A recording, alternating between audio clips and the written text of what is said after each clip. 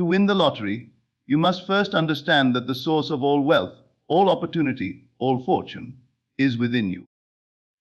The world outside is nothing more than the projection of your inner state. You do not win the lottery by chasing after numbers, tickets, or odds.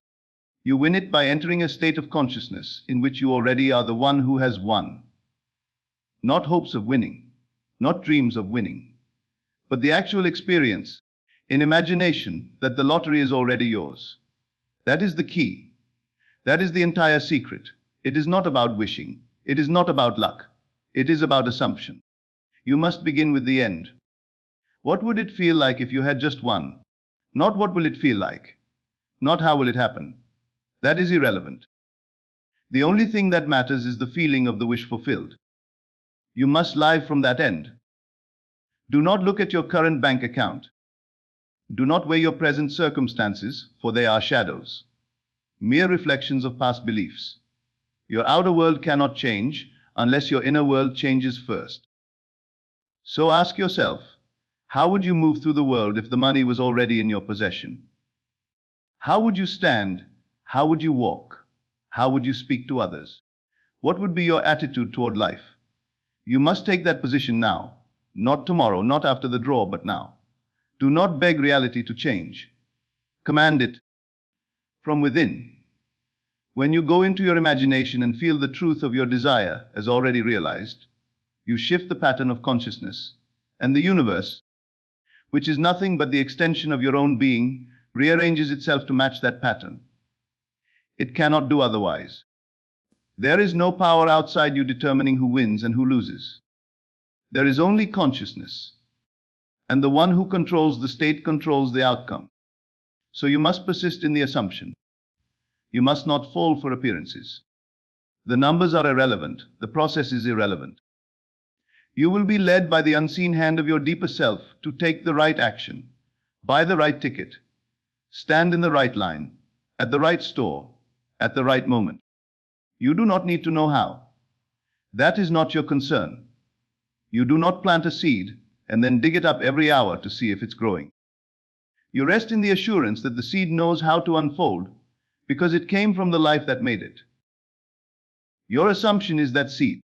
When you assume the feeling of being the winner, you do not simply pretend. You become it. You must let the old man die. The self that was always broke, always doubting, always hoping but never receiving. Let him be gone. And in his place, put on the new man, the one who already has the millions. Breathe from that place. Speak from that place. Refuse to let the evidence of your senses distract you from the truth you have planted within. It will come forth. The only question is whether you will persist long enough in that assumption to let it bear fruit. Persistence is not effort. It is rest. It is stillness. It is the quiet conviction that what you feel in your imagination is more real than anything you see with your eyes. Let people mock. Let reason argue. Let logic protest. You remain unmoved. You go into your chamber, you close the door, and you feel it done. You hear the words, "Congratulations, you've won." You see the bank balance transformed. You feel the vibration of having more than enough. You hear your own voice whispering, "I always knew it." You live from that. You walk in it daily. That is how the seed is nurtured. Doubt is the only thief. Doubt is the only delay. The lottery is not out there. It is inside you. The numbers are already chosen. The path is already complete. You are simply aligning your inner being with the moment of its arrival. The outer will follow. It must. The law is unbreakable. There is no luck. There is only law. And the law responds not to begging, not to fear, not to need, but only to assumption. What are you assuming right now? Who are you in your own mind? If you are still the one who is hoping to win, then the prize is always out of reach. But if you are the one who has already won, then the world bends to match your belief. You are not becoming a lottery winner. You are revealing the truth that has always been there. The treasure was buried in the field of your own soul. And when you find it, you sell all the old ideas, the old limitations, the old beliefs of chance and probability, and you buy that field completely. That is the price to give up every thought that contradicts your wish fulfilled. Every time you feel fear, you return to the feeling of already having it.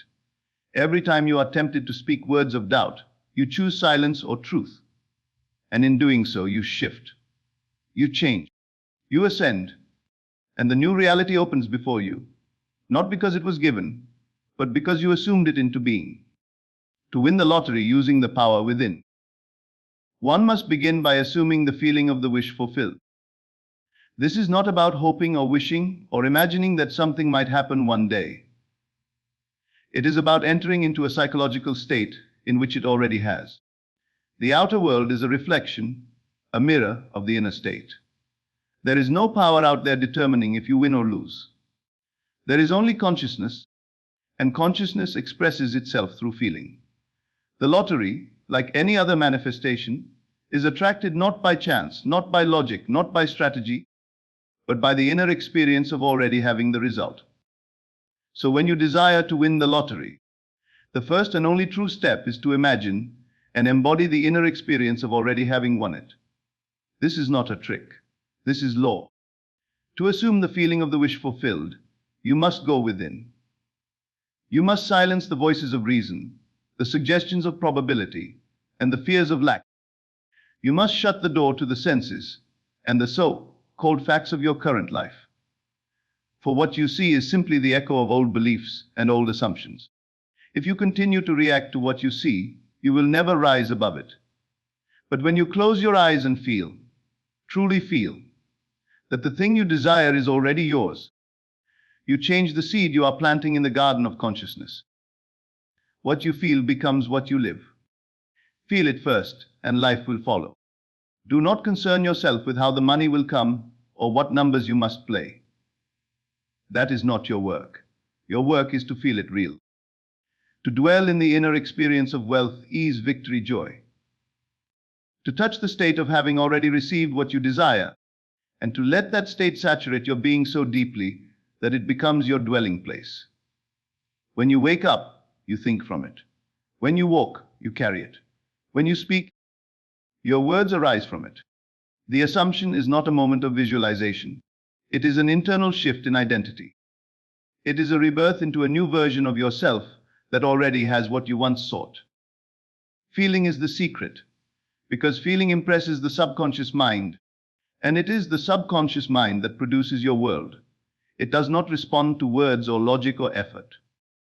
It responds to belief and sensation.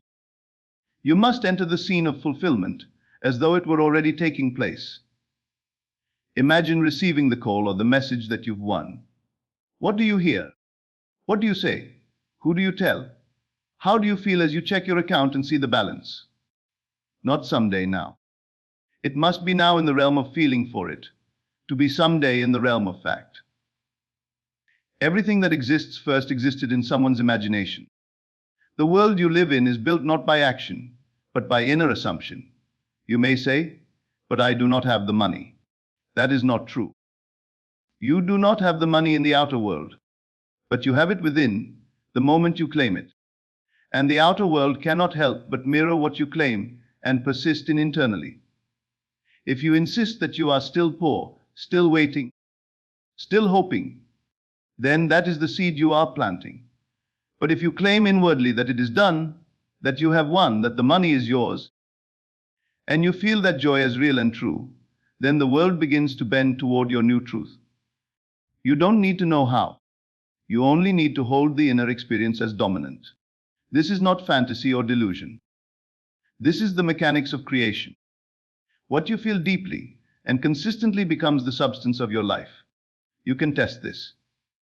Begin now to generate the emotion of having already received. Go into a quiet place, close your eyes, breathe deeply, and imagine the moment you know you've won. Feel the excitement. Feel the disbelief turning into overwhelming gratitude. See the confirmation message. Hear the people congratulating you. Smell the air. See the light. Let every sense come alive in that scene. Stay there until it feels natural. Do not make it a ritual. Make it real. It is not about doing it over and over again in fear that it hasn't worked. It is about doing it with such conviction that you rise from your inner chamber as someone changed. The key is saturation. You cannot feel rich for 5 minutes and poor for the rest of the day and expect the outer world to change. You must keep returning to the state of having won. Every time doubt comes, you return to the scene. Every time fear rises, you remind yourself that it is already done. You do not argue with the senses. You do not consult the world to see if your assumption has become fact. You persist in the assumption until it hardens into fact. The longer you stay in the feeling of having already won, the faster the outer world conforms. This is why most people do not manifest what they want. They wish for something but continue to feel the absence of it. They visualize, but they do not feel. They affirm, but they do not shift. The assumption must become your new reality, and reality always yields to what is most real within. What is real to the senses is weak compared to what is real to feeling. So make the feeling your dwelling place. Let it become the tone of your life. Walk as the one who has already received. Carry yourself as the winner, not in arrogance but in quiet certainty. It is not enough to want. Desire is the beginning, but fulfillment comes through assumption. You must become the thing desired before it appears. The world cannot do it for you. No lottery system, no lucky charm, no external force can replace the creative power that lies in your own consciousness. That power is always at work. The question is, what are you telling it to create? If you feel doubt, it creates circumstances to match doubt. If you feel fear, it generates more reasons to fear. But if you feel joy, if you feel fulfillment, if you feel the thrill of receiving, then those are the seeds planted in the fertile soil of imagination. And those seeds bear fruit in due time. This is a discipline, not a struggle. It is not effortful. It is simply staying in the state of having. When your senses show you lack, you turn inward and remember the truth of your inner experience. You let the outer be a lie if necessary, because the inner truth is greater. You cannot serve two masters. You must serve the feeling of the wish fulfilled, or you will unconsciously serve the feeling of its absence. You must choose. Every moment you are choosing. Let your choice be the inner knowing that it is already done. Let your reality be shaped not by facts, but by faith. Not blind faith, but felt faith embodied alive, awake within you. That is the true beginning of every miracle. Living from the end means occupying the state of your desire, as though it were already fulfilled. Not just in thought, but in feeling, in behavior, in identity. Most people try to get to their goals by constantly striving toward them, always chasing a future moment when everything will finally fall into place. But the truth is, that future moment never comes in that way. What you are experiencing now is a reflection of your previous assumptions, your old self-concept. And until you change your internal identity to match the result you want, your outer life will only repeat the same patterns. Living from the end means you stop trying to get to it, and instead begin to live as though you have already arrived. To win the lottery using this principle, you must no longer see yourself as someone who wants to win, but as someone who already has. The key word is already.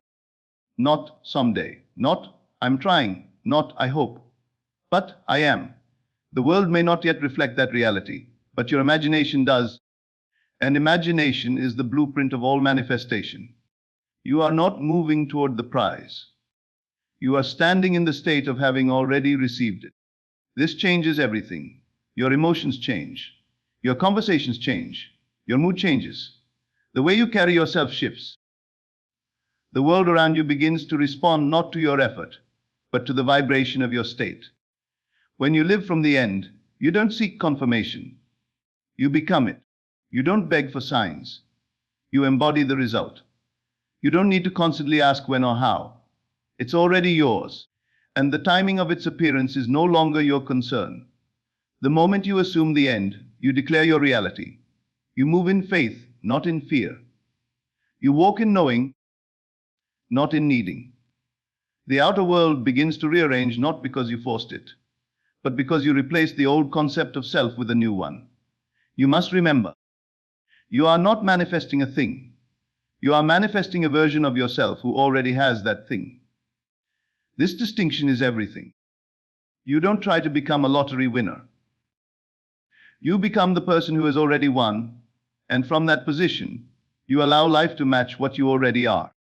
It is not about imagination as an escape, but imagination as the only true reality. If you were to win the lottery today, truly and absolutely, you would not continue thinking like the version of you who had not won. You wouldn't continue worrying about bills. You wouldn't doubt your ability to provide or prosper. You would feel safe, joyful, empowered, free.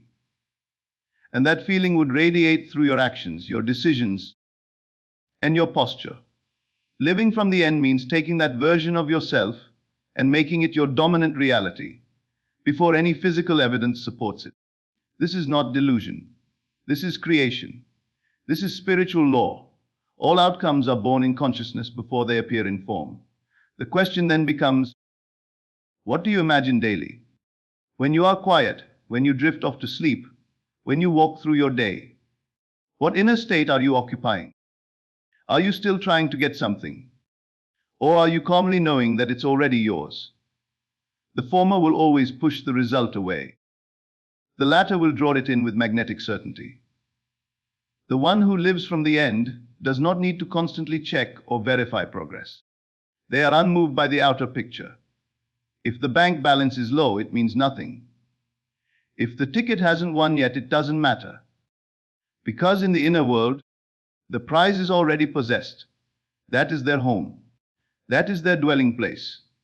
When you live from the end, you bypass all the limitations that the mind usually imposes. You are no longer confined by logic, probability, or statistics. These are tools of the old self. But the new self doesn't rely on the old rules. The new self knows that the world is plastic to the power of imagination. That everything bends to the will of one who knows their own creative authority.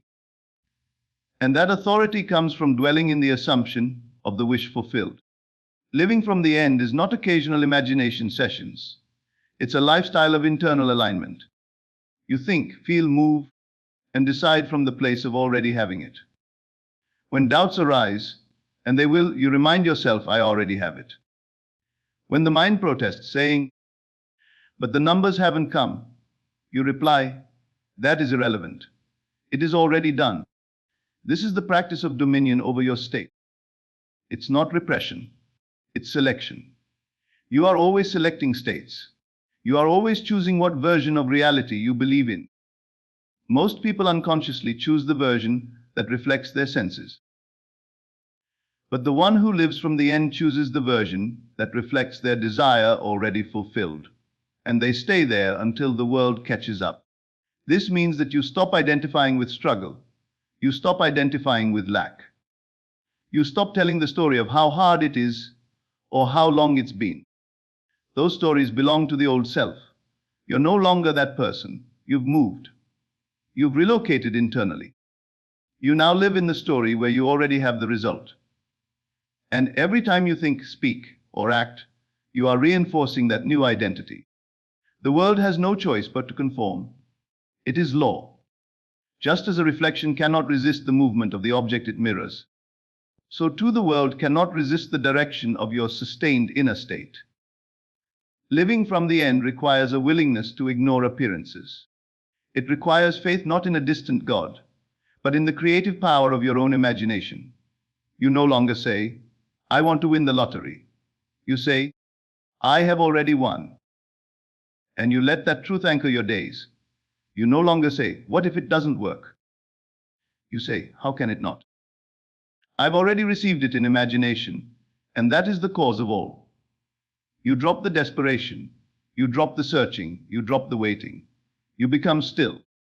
You become calm, And in that knowing, you begin to move differently. You're not desperate for solutions. You're not frantic for miracles. You are now the person who already received the miracle. That's who you are. You are no longer reaching for the end. You are rooted in it. And every moment you dwell there, it becomes more and more solid, more and more natural, until one day, without effort, The outer world reveals what you've long accepted within, and it feels normal, expected, inevitable. Because you did not live toward it, you lived from it. And that is why it came. Persistence is the silent power that carries your assumption into form. It is not loud, it is not dramatic. It does not cry out for attention or validation. It simply is. It remains. It holds its place. When you have assumed that you have already won the lottery, the only thing required of you after that assumption is to persist in it. That is the secret many overlook. They imagine once, feel good for a while, and then look around at their reality. If nothing has changed, they retreat. They doubt. They begin to think it isn't working. And in that moment, they abandon the state that would have brought everything to pass. The moment you allow doubt to become dominant, you have stepped out of the wish fulfilled and returned to the old man, the old identity, the old state. You have returned to the version of yourself who is still waiting, still hoping, still asking. Persistence does not mean effort. It does not mean you must repeat visualizations over and over in fear that you haven't done it right. It does not mean you must strain to feel something. Persistence is simply remaining faithful to the state. It is the discipline of inward loyalty. It is when you hold the assumption that you have already received, and you continue to walk in that feeling no matter what you see, even if everything around you contradicts it, even if people call you foolish, even if days pass or weeks pass and nothing changes in the physical world. You remain unmoved. You return again and again to the inner scene, not because you are trying to force something, but because that is now your dwelling place. That is now where you live. You have moved there in consciousness, and the world has no choice but to reflect that. The moment you allow outer circumstances to dictate your state, you have given away your power. You are no longer the creator. You are now the victim of conditions. But persistence returns you to power. Persistence says it is already done. It says, I know who I am. It says, nothing outside of me can alter the truth of what I have accepted within. You may be tempted to waver. You may be seduced by appearances. But the one who persists always sees the promise fulfilled. It is law, because the outer world is simply an echo. It cannot help but conform to the tone of your dominant state. The only reason a desire does not manifest is because the assumption was not persisted in. It was abandoned, usually subtly, as the person began to entertain fear, doubt, or impatience. If you had already won the lottery, would you be worried? Would you be checking every hour to see if it's real? No. You would rest. You would move through the day with calm confidence. You would smile inwardly, knowing the prize was yours. That is what true assumption feels like. And that is the spirit of persistence, not checking for signs, not doubting the process, but continuing to occupy the feeling of, it's done. You must carry that feeling with you, like a garment you never remove. You must wear it in the silence of your mind, even when your hands are busy. It must become your new normal, your new home. And when resistance arises, as it often does, you do not argue with it. You do not fight. You simply return to the feeling. You remind yourself that what you assume inwardly is the only truth that matters. The world will catch up, but it does not lead. You do. You are the cause. So even if today brings no visible shift, even if you wake up and the balance is the same, even if you see others winning and not yourself, you persist. You close your eyes, you enter the scene, and you feel once again the moment of triumph, the moment of fulfillment. You hear the congratulations. You imagine the relief. You taste the joy. You go back to that inner event until it becomes more real than the current facts. That is the art of persistence. Most people are faithful to the wrong things. They are loyal to their fears. They are consistent in rehearsing their doubts. They remember the past over and over and use it to predict the future. But you must become loyal to the new state. You must build memory in advance. You must walk through life with the memory of something that has not yet happened physically, but has already happened in your imagination. You must be faithful to that memory. And in doing so, you rewrite your destiny. You make real what others would call impossible, because you refuse to let go of your inner truth. Persistence is quiet. It happens in the moments no one sees. It is in the way you speak to yourself when things seem delayed. It is in how you carry yourself when the mirror shows no sign of change. It is in the way you choose to return to faith rather than fall into reaction. It is in the unwavering focus on the end rather than the current step. Every time you feel tempted to doubt, you ask yourself, who am I being right now? Am I being the winner? Am I being the one who already received? Or am I being the old self again, the one who waits and hopes?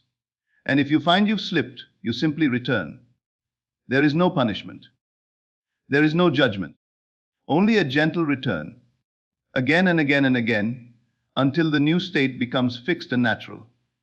You persist not because you are trying to convince the world, but because you are becoming the version of yourself who no longer questions. You persist because you love the state of fulfillment. You persist because the joy of living in the end is so rich, so peaceful, that nothing outside of it compares. You begin to notice how little the world has to offer when compared to the inner riches of assumed completion. You begin to feel the solidity of your new identity, and you guard it like treasure. You stop looking for results and begin to enjoy the certainty within. You persist in the feeling, in the knowing, in the being. That is the rhythm of manifestation. And in that rhythm, the world responds with perfect timing. When you allow yourself to truly live from the end, trusting in your assumption, you come to understand that the how is not yours to figure out. The rational mind wants to know every step, every detail, every method of delivery. It craves security and predictability, but manifestation operates on a higher law that supersedes logic. When you plant a seed in the soil, you don't demand to see how the roots will form, how the stalk will push through the earth, how the sun and rain will time their visits. You simply trust that the life in the seed knows what to do. The same is true of your assumption. Once you feel yourself into the state of having already won, once you claim it in imagination, you must surrender the path by which it arrives. You trust the unseen process. You let go of the need to control, calculate, or question the mechanics. The mind will protest. It will say, but what are the odds? How many people play? How will I know which ticket? What if I choose wrong? And that voice of fear is simply the echo of the old self, trying to hold on to certainty. But this path requires a different kind of certainty. A certainty rooted not in logic, but in imagination. You don't need to know which ticket will win. You don't need to know whether it's this week or next. You don't need to know what line to stand in, what draw to pick, or what number to circle. All you need to know is that it is done. And from that knowing, from that inner conviction, the invisible bridge of incidents begins to form. You are led, without even realizing it, by intuition, by impulse, by natural action, to the fulfillment of your desire. And you won't know it's happening until it has happened. That is the beauty of surrendering the how. So many block their own manifestation because they keep interrupting the process. They assume, then doubt. They visualize, then analyze. They feel the end, then try to trace the journey. And in doing so, they pull themselves out of the state of being and back into the state of needing. But the version of you who has already won is not asking how. That version is not mapping strategies or calculating probabilities. That version is calm, still complete. You must embody that version now. You must stop asking how, and instead start accepting that it is already done. Your job is to be, to feel, imagine, to dwell. The bridge of events is not your concern. If you feel moved to buy a ticket, do so from the place of alignment, not from desperation. If you have a sudden urge to go to a particular store or draw, follow it. Not because you're chasing the outcome, but because it feels natural. When the inner state is true, the outer actions become effortless. You won't be guided by fear, but by quiet confidence. That is what it means to trust the inner path. You begin to notice how events unfold in your favor. You overhear something that leads you to a location. You feel prompted to take a certain route. You see something that catches your eye. And all of these movements are not coincidences. They are orchestrated by the unseen intelligence of your deeper self, which already knows where your desire is waiting. Letting go of the how also means releasing the need to constantly monitor progress. There is no need to check every moment for signs. The signs will come when you are not looking for them. The more you look for confirmation, the more you signal to the subconscious that you do not truly believe. Real belief rests. It doesn't beg. It doesn't scan the horizon. It goes inward and dwells in the truth of completion. So when you feel the need to figure it out, when you start worrying about steps and strategies, bring yourself back to the inner scene. Return to the moment of fulfillment. Hear the voice that says, "You've won." Feel the celebration. Let it be so vivid that the how no longer matters. Because the one who knows they have already won doesn't care about the path. They are too busy enjoying the prize. And this trust is not passive. It is not waiting in the sense of emptiness. It is dynamic living, breathing faith. It is the stillness of a mountain, not the stagnation of doubt. It is the calm awareness that what is yours must find its way to you. You are not chasing, it is coming. You are not hoping, you are knowing. And in that knowing, the way is revealed, not all at once, not with fanfare, but step by step, moment by moment, in ways so natural you will almost forget that you ever wondered how. The mind may try to pull you back. It will say, "But what if this doesn't work? What if I'm just imagining for no reason?" And you must remember, everything in the physical world began as imagination. There is no object, no building, no invention, no circumstance that was not first an invisible thought. So why should this be any different? The lottery win is not a random event. It is a possibility that exists among infinite timelines, and your state selects which one you live. The moment you choose the inner state of having won, you align with the version of you who has. That version is not burdened by questions of how. That version is at peace. And so must you be. This surrender is not weakness. It is supreme strength. It is the maturity of one who knows their inner world is the only creative power. You don't force the outer world to obey. You allow it to reflect. You don't micromanage life. You align with the version of yourself for whom it has already worked out. And when you do, life becomes surprisingly cooperative. It bends, shapes, and reconfigures itself to match the tone of your assumption. When you let go of the how, you discover that ease is a more powerful creative force than effort. You begin to relax into your desire instead of struggling to create it. You trust that if you remain loyal to the end, the middle will take care of itself. You become sensitive to inner nudges, to impulses that feel good, to actions that arise not from fear, but from clarity. And you realize that everything you were trying so hard to do before is now happening without strain. This is the way. You claim the end. You assume it fully. You embody it in thought and feeling. And you let the process unfold on its own terms. There is no need to panic, no need to figure it out. You are being led by something greater than logic. Your own divine imagination, which sees what the eyes cannot see and knows what the mind cannot grasp.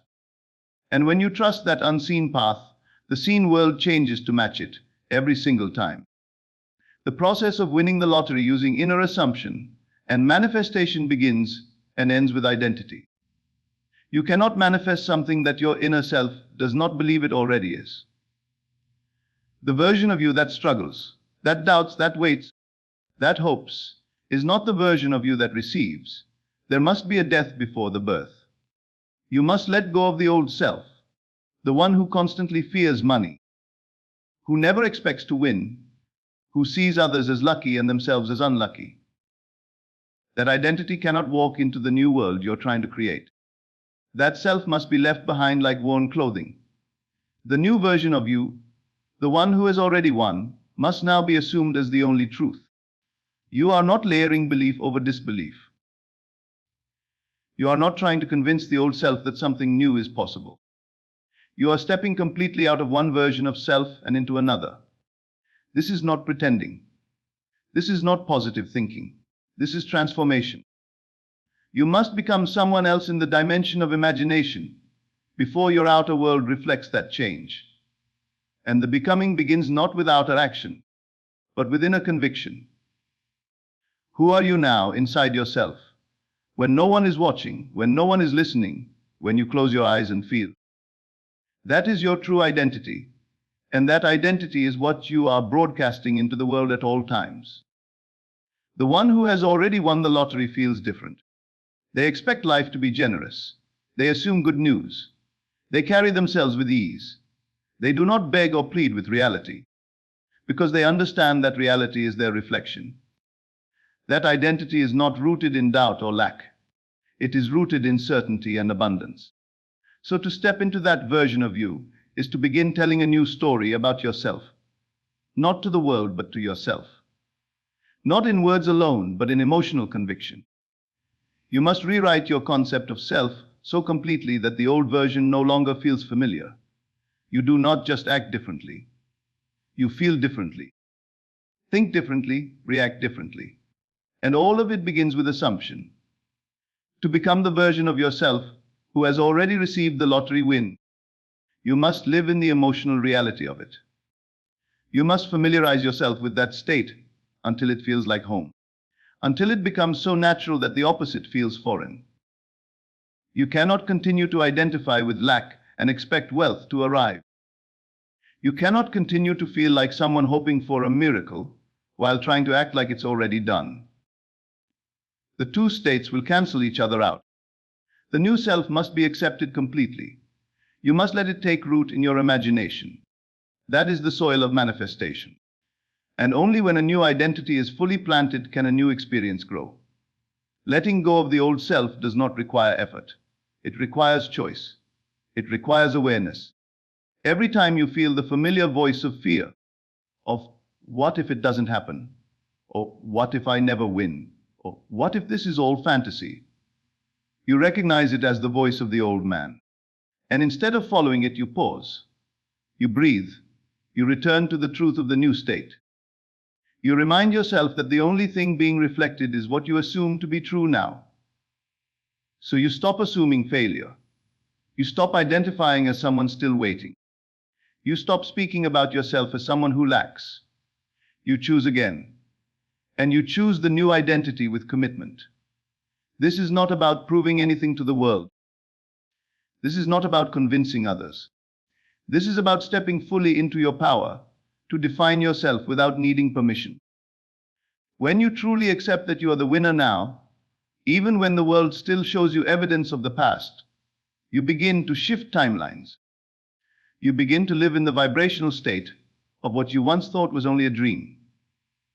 And that shift, though invisible at first, is the cause of all outer changes. Everything in your life right now is a reflection of who you have believed yourself to be. The people around you, the circumstances you encounter, the patterns you repeat, they all stem from your concept of self.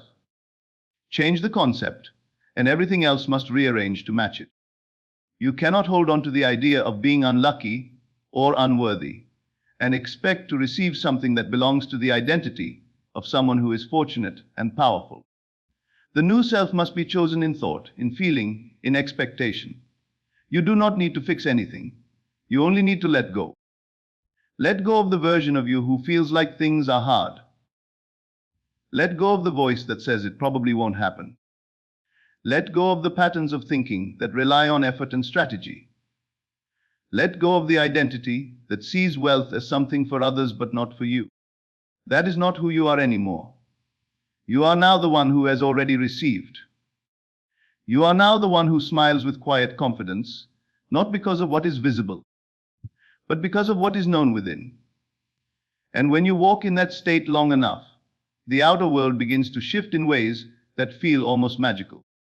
You'll notice things happening effortlessly, opportunities appearing, intuitive nudges leading you. Not because you worked harder, but because you aligned. Not because you begged, but because you became. The new self carries within it everything it needs. It does not chase, It does not hustle. It simply allows, receives, and expresses gratitude for what is already true on the inner plane. The world may still treat you according to your past self at first, but that doesn't matter. The world is slow to catch up. The important thing is that you don't treat yourself like the old version anymore. You walk into the room with a different posture. You look in the mirror with a different gaze. You speak to yourself with kindness, with confidence, with certainty. You correct the old thoughts as they arise, not with resistance but with replacement. You step into the new identity again and again until it becomes your only truth. This is the final key. The outer win is the shadow. The inner transformation is the substance. You do not get the money and then become the person. You become the person and then the money arrives. All manifestation is self-expression. What you experience is what you are. So stop waiting, stop hoping, stop doubting. Simply step into the self that has already won and remain there. The rest will follow because it must. It is law.